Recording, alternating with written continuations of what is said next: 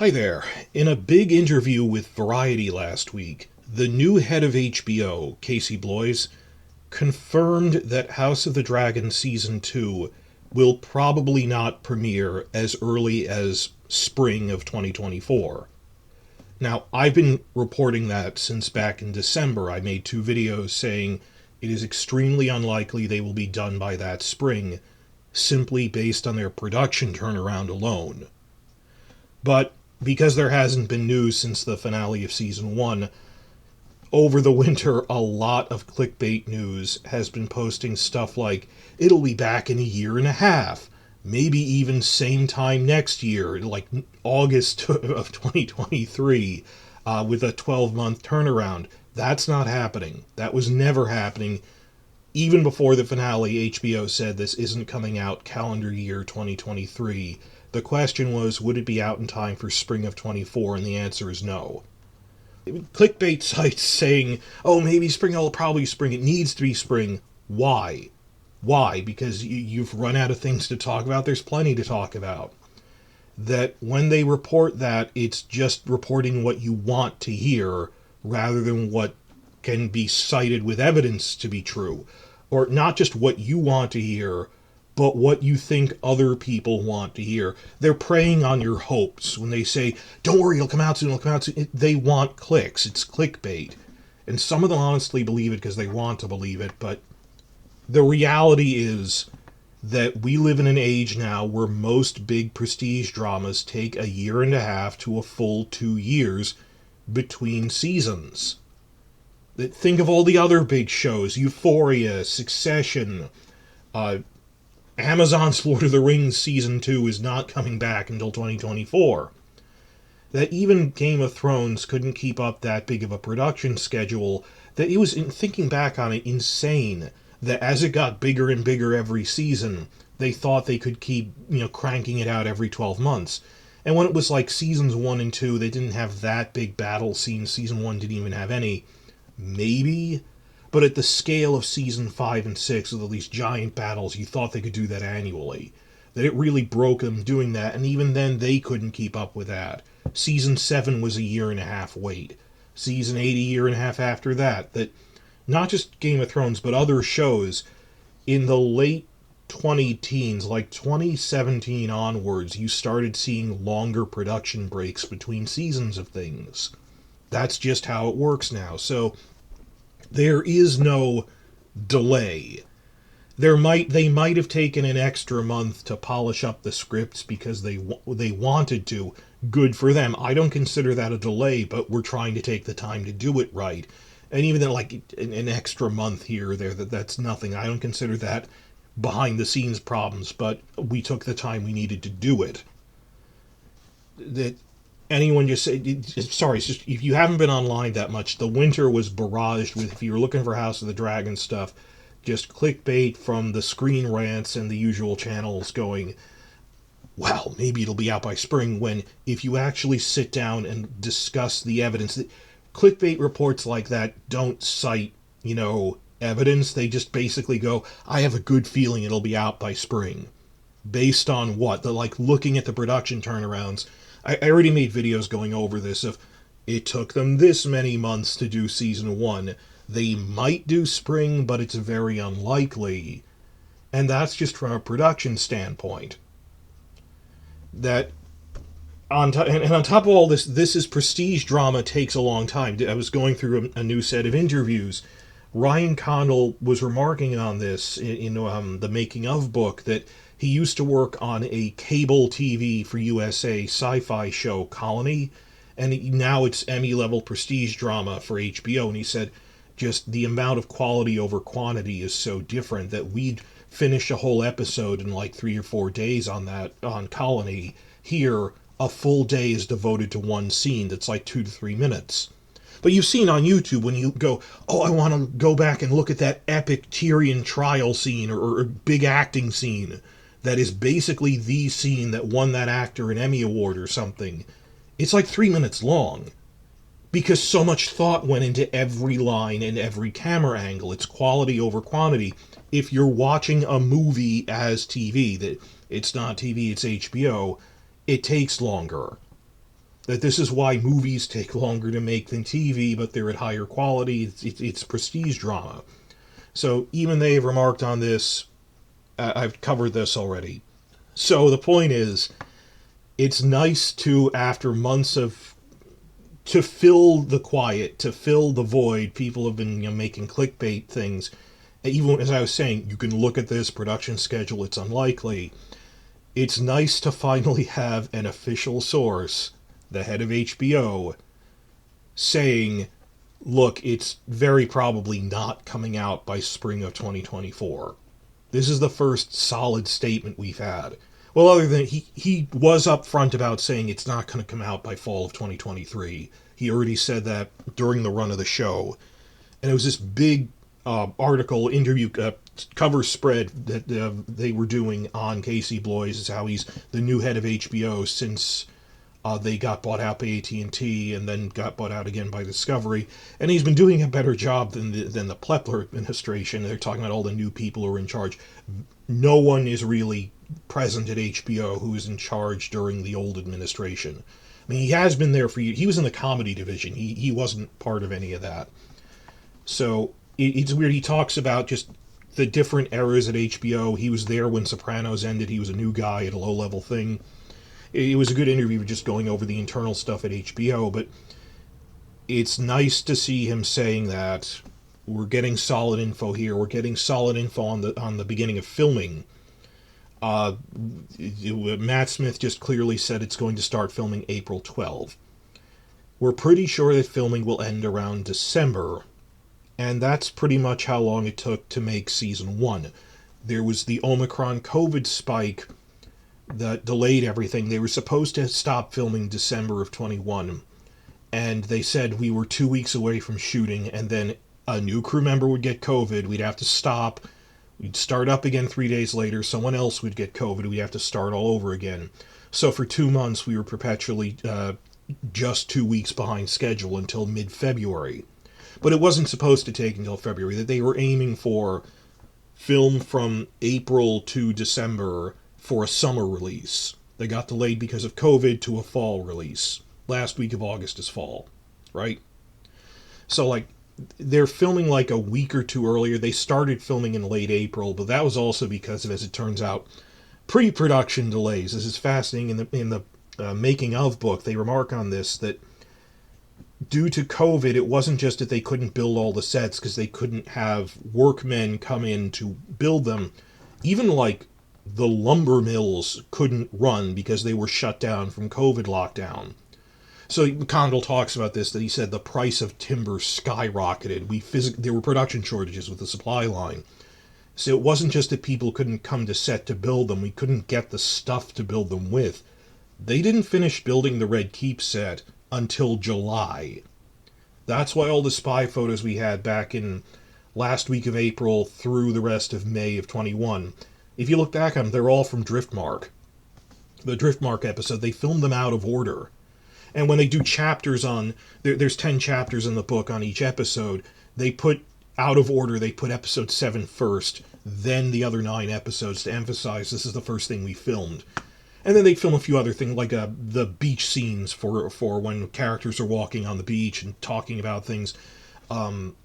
Not just the adult Rhaenyra and Daemon was the first spy photo we ever got on the beach, but young Rhaenyra on the beach in episode 5, they also filmed that in Cornwall. Some of the Stepstones fighting, that there were things they could, exterior filming that didn't need the Red Keep set. So they got delayed 2 weeks because they were going, but we can't film, we were supposed to film at the Red Keep. Then last week of April they said, screw it, we'll film Driftmark. But, okay, they're filming from April-ish to December-ish. Aiming for a summer release is probably what's going on here. All of this, though, how far am I into this, 9 minutes, is mere preamble to the main point of this video. Emmy politics is a huge factor. I made 2 videos. The first one I was just talking back in December was just about production stuff. Then at New Year's, I made a separate one emphasizing, just devoted to HBO thinks in terms of Emmy cycles, the Emmy eligibility cycles.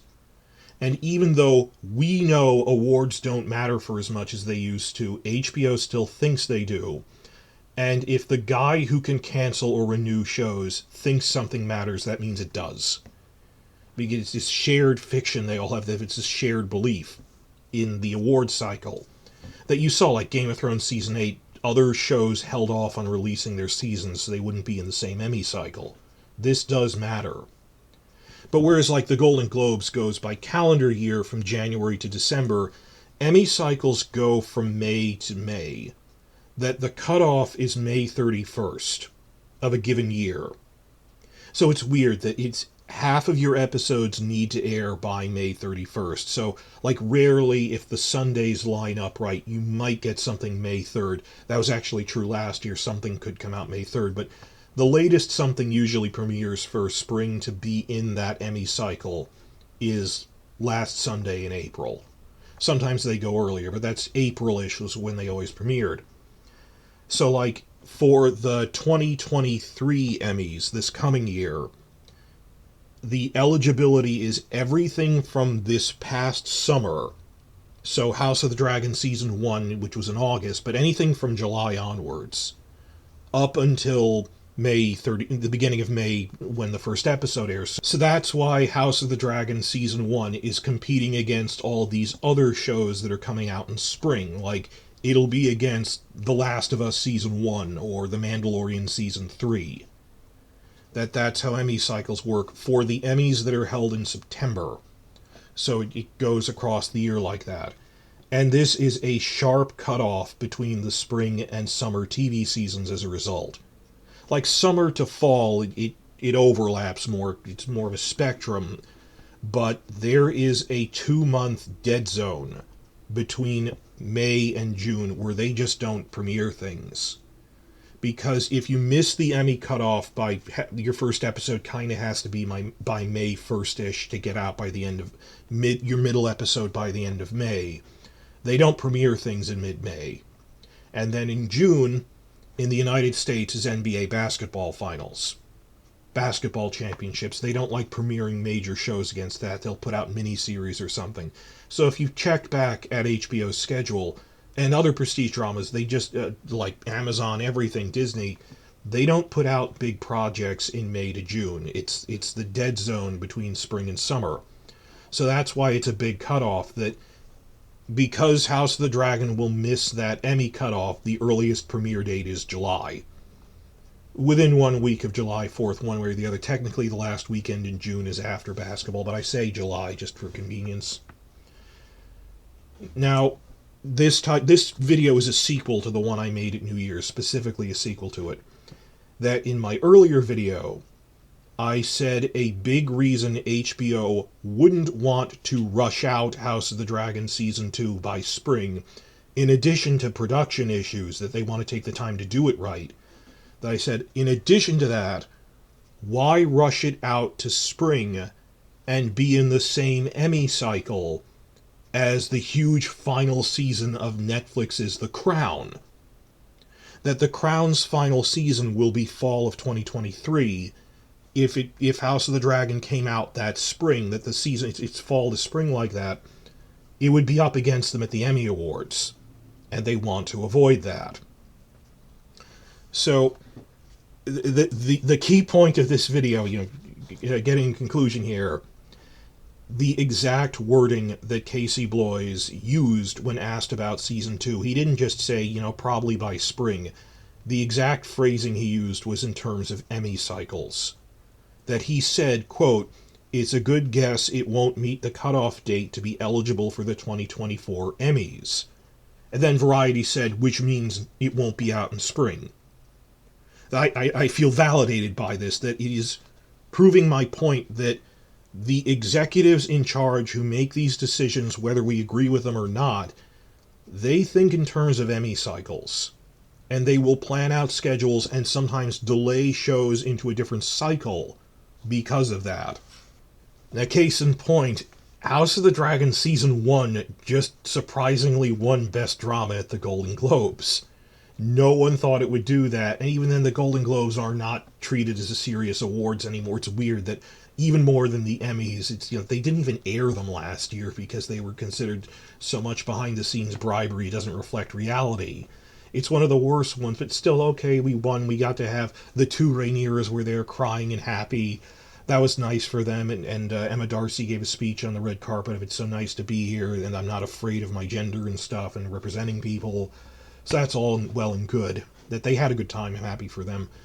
But I really hope that Golden Globes win gives them a shot in the arm. Because we all know that the one complaint about season one is you needed like 2 or 3 more episodes to tell this story with the time skips. There needed to be follow-up to the wedding or set up for other things. And then George R. R. Martin revealed in a blog post, we actually were arguing with HBO for 13-episode season. But, this was a dead franchise. We had no internal clout anymore, and it was a giant risk, and they said no. Could a later season have 13 episodes, or could they extend the season order? Because right now they've said it's supposed to be 4 seasons, 10 episodes each. And you saw from season 1, I've talked about this, you need more than 40 episodes to tell this story. You could tell the story of Rhaenyra and Alicent in 40 episodes. But you leave out a lot of side characters that you wouldn't develop Baela and Rhaena that much. Look how little Baela got to do. There was that whole deleted scene over the winter break that they presented where there wasn't time for this. Or developing Daeron, Alicent's 4th child. Just all these side characters that, second tier, they're not side characters, that need more to do. I said, you either need to have 5 seasons of 10 episodes each, or the next 3 seasons, 2, 3, and 4, increase the episode count to 13. And other shows get increased counts. I mean, usually for the final season, but Stranger Things season 4, usually like the last season of Breaking Bad or Mad Men, but you can't really split up the last act of this story. Can't expand that much, because by then the armies are exhausted. It's the middle phase, it's like Game of Thrones season 2 is when you can decide to include the Ironborn or not. That 5 seasons in, you couldn't have introduced them if you hadn't already. Same thing, that there's subplots you can't introduce anymore, like by season 4. So that's the choice they have of, given that we had a Golden Globes win just now, could they expand the season order or at the least expand the episode count? Matt Smith said he thought the scripts were a little late, that we thought they were filming this week, first week in March. Ewan Mitchell said that, and now they're filming second week of April. Could things have been delayed because they're rewriting stuff to add more episodes in and slow down the rate of production? I don't know. That some people think season 2 should end with this big naval battle involving dragons called the Battle of the Gullet. I think that's going too fast. I think it should end with the next big dragon versus dragon fight, which is a big battle between armies with dragons, is the Battle of Rook's Rest. I think you're going too fast if you get too far ahead. That maybe that was the intention. I've heard rumors that maybe in season 1 they thought they'd end season 2 with the Battle of the Gullet, but that was in the same sense that Game of Thrones said we weren't sure if Shireen Baratheon would be in season 3, but we kind of hoped to slow down the rate of production and squeeze that in. So maybe they've revised the pace of adaptation and said this needs more time, or increase the episode count. Either more seasons, or if it's a 13-episode season that ends with the Battle of the Gullet, that's also fine. But if it's a 10-episode season, it needs to end with the Battle of Rook's Rest, in my opinion. Well, so we're not really sure what's going on behind the scenes there, but awards matter to them. And this could affect an issue we faced, which is we need more episodes to tell the story right, and you've seen that from season 1. Now, there were 2 big points. The first thing is, Casey Bloy said not by the spring cutoff date, which I feel validates. I predicted this. I said they think in terms of Emmy cycles, and they don't want it to be in the same cycle as The Crown. Second point, in my earlier New Year's video, I said the remaining issue is the only other big heavy hitter at the Emmys is HBO's Succession. And the problem is, at the pace they make that, the 2025 Emmy cycle runs from July of 2024 through spring of 2025. House of the Dragon Season 2 will be in the 2025 Emmy cycle. In that entire span, given production times, they would have been up against the fifth and final season of Succession, I said, because everyone predicted there's going to be 5 seasons to Succession. The second big piece of news last week that came out like a day or two after the Bloys interview is they revealed there will be no 5th season of Succession. Hasn't been canceled. They said we're going for quality over quantity. We want these to be, and I believe them that sometimes they're BSing us. No, we had an ending in mind. We thought, do we stretch this out like Lost? They cited Lost, or do we keep this tight and focused in something that people rewatch? And I believe them because they said they planned it out. The top level show that they said we want to keep it strong and not just stretch it out forever. You know, they could have been lying, but generally they seem on the level with that. This surprised everyone, and it totally upends all of my Emmy calculus. That I spent a good chunk of that earlier video going, the big problem is these are the 2 big Emmy-dominating shows will be House of the Dragon and Succession. They'll both be done around summer to fall of 2024 within the same Emmy cycle. So there's a question of would they want to rush out House of the Dragon before the spring cutoff so it doesn't compete against Succession and live in its shadow? That was a possibility, I mean, as much as anything. That's not happening now. There is no danger of maybe they'll force it to be done quickly and go against The Crown rather than go against their own Succession show. That's not happening anymore.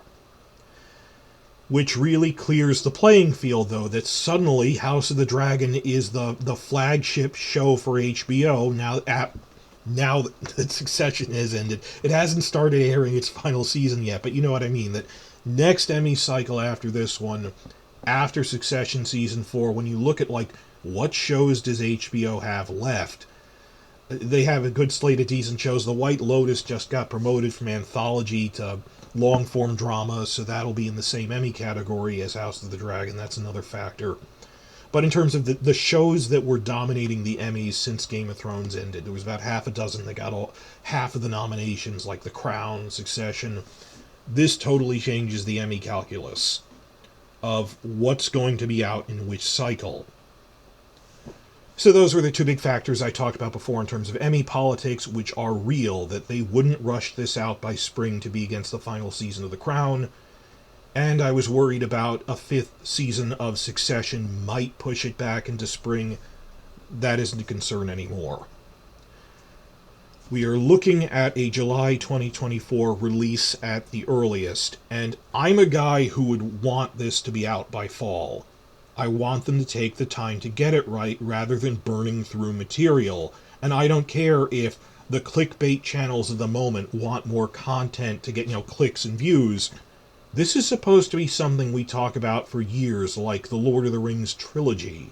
This is an adaptation, or Breaking Bad or something, and not, let's burn off seasons 5 through 8 of Game of Thrones so we can run off to launch our movie careers making Star Wars movies.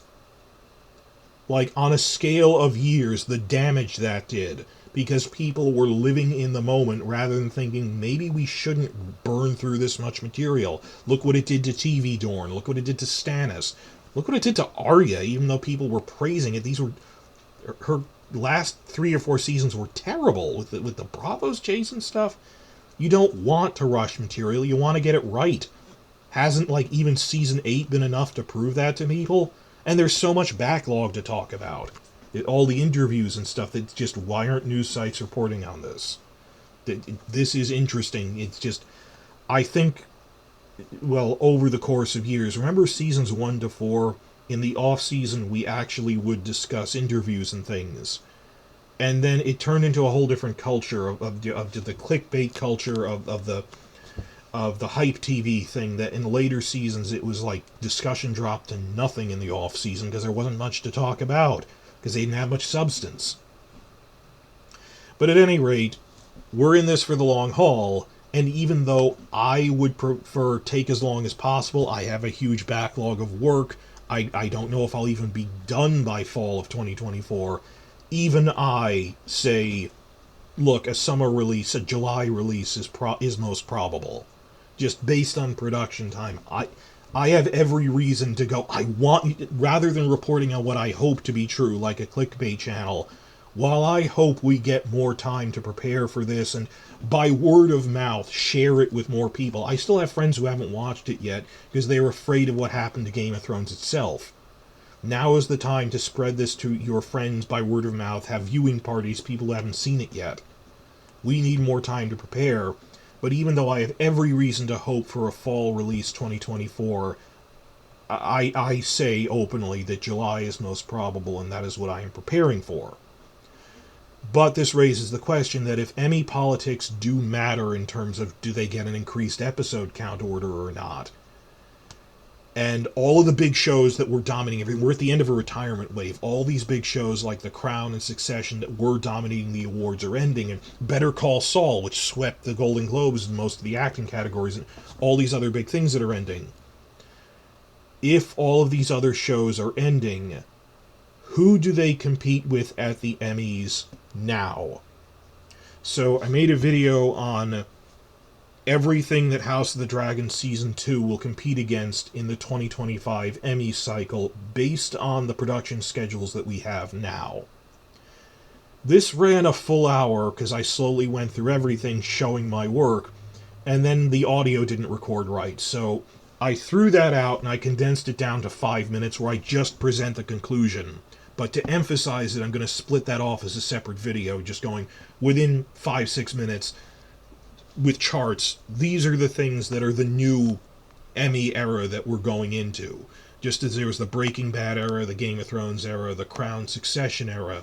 These are going to be the heavy hitters that Game of Thrones House of the Dragon is competing against. So that's part 2. Please follow me after the jump to that.